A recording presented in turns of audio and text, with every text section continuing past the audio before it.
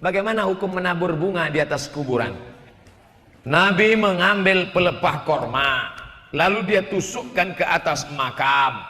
Kenapa pelepah korma ditusukkan ke makam? Karena pelepah korma bertasbih. Tasbihnya sampai ke orang yang mati. Tasbihnya meringankan. Tasbihnya. Itulah mengapa orang ziarah kubur baca doa, tahlil. Sedangkan tasbih pelepah korma sampai, apalagi bacaan Quran orang beriman. Tapi jangan gara-gara ini pulang dari sini bapak ambil sawit tanam di atas kubur. Kenapa kau tanam sawit di atas kubur? Sedangkan pelepah korma saja dapat pahala, apalagi sawit dan kelapa. Kan itu maksudnya. Begitu juga orang yang menyiramkan bunga itu, sebelum bunga itu kering, maka dia bertasbih. Oh kalau gitu siramkan aja lah bunga banyak-banyak Pak Ustadz. Bahwa Nabi pernah meletakkan pelepah korma basah, ya. Tapi kita jangan terlalu berharap pada tasbih tanam-tanaman, tasbih pokok kayu. Kita berharap kepada iman dan amal soleh. Banyak juga pertanyaan.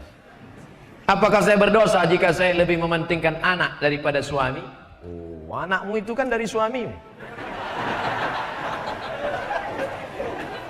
Kau kasih anakmu makan, kau susukan anakmu, kau kasih dia pakaian, tapi suami kau rawat juga. Jangan sampai tidak bersikap adil. Kalau suamimu marah-marah, kenapa sejak anak ini kau kurang perhatian dengan aku? Bang, kalau kau mau perhatian full, kau cari pembantu.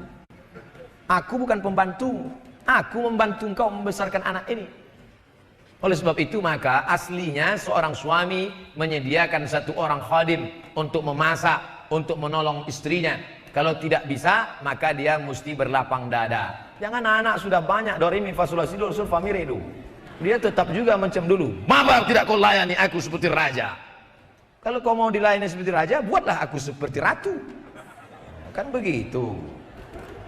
Oleh sebab itu maka duduk bersama, bertukar pikiran, jangan mementingkan egonya saja. Betul?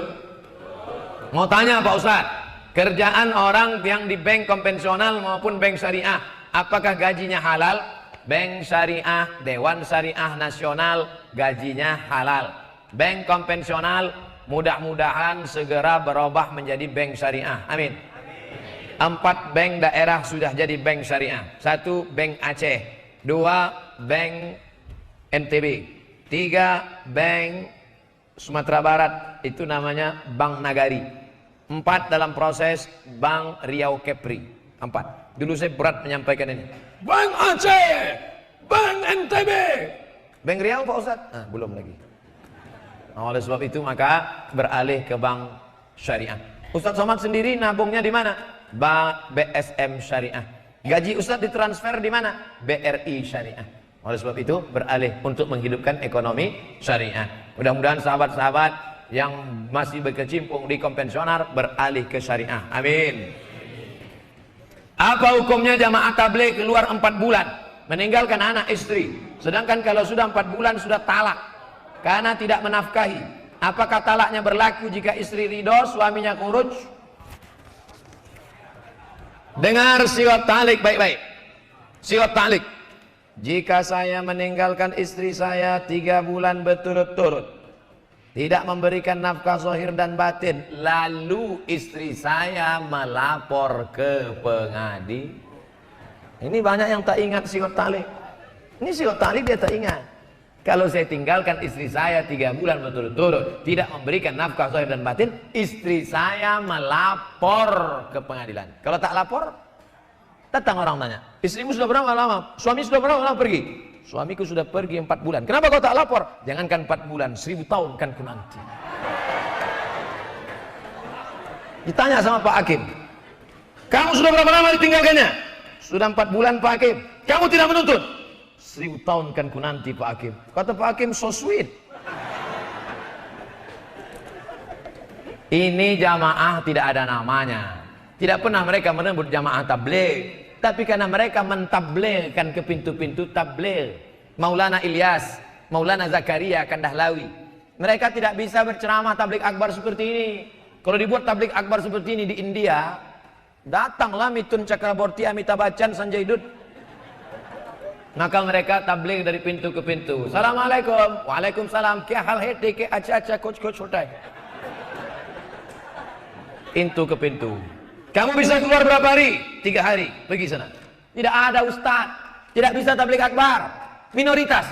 Maka setiap orang diajak untuk mengajak orang ke masjid. Kamu bisa berapa hari? 3 hari. Pergi sana. Kamu bisa berapa hari? Saya bisa 10 hari. Pergi sana. Kamu bisa berapa hari? Saya bisa 4 bulan. Tapi tetap ada amirnya. Dilihat kemampuannya. Ustadz Somad menceramahi orang yang sudah baik-baik. Ustadz Somad datang kemari diundang oleh Al Khairat. Siapa yang menceramahi preman yang mabuk di diskotik? Dugem. Siapa yang menceramahi orang yang betato tegap pakai anting-anting? Siapa yang menceramahi orang yang di terminal, yang di diskotik, yang di tempat maksiat? Ini jamaah ini yang datang. Kalau ada orang, ini jamaah tabligh ini sesat Pak Ustaz. Kenapa jamaah tabligh sesat? Karena pakai sorban. Nabi pakai sorban, Habib Umar pakai sorban. Ini sesat Pak Ustaz. Jamaah tabligh ini sesat Pak Ustaz. Kenapa sesat? Karena dia pakai baju putih. Saya pakai baju putih. Oleh sebab itu bahwa ada oknum, bahwa ada orang yang tersilap tersalah, jangan generalisir semua. Dalam setiap kelompok jamaah pasti ada orang yang tersilap dan tersalah. Kita beli jam Rolex, tiba-tiba jamnya palsu karena kita salah memilih. Apakah seluruh jam Rolex di dunia palsu? Saya biasanya takbir kalau ada yang ngantuk. Kalau ada saya tengok ngantuk, Allahu Akbar. Tapi jamaah di Gorontalo tak ada yang mengantuk. Gimana mau ngantuk berdiri?